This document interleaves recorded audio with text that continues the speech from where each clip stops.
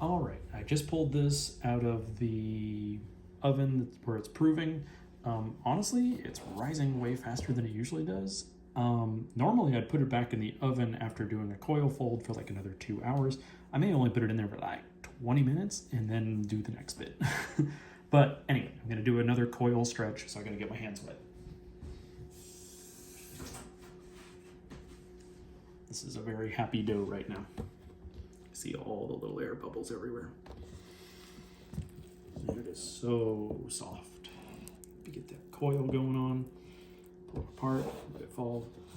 It is gonna get more delicate as you go along, so you gotta be careful not to let it rip as you're stretching at this point. It's not like the end of the world, but it becomes a bigger deal as you go along. I'm gonna get more water on my hands.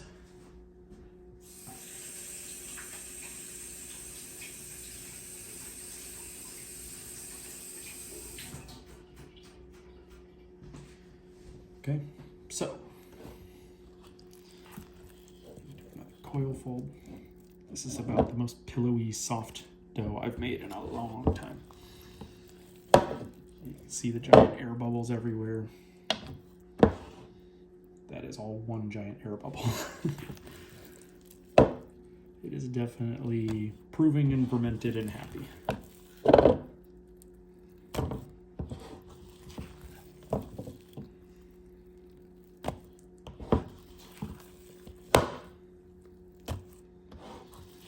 It smells really good.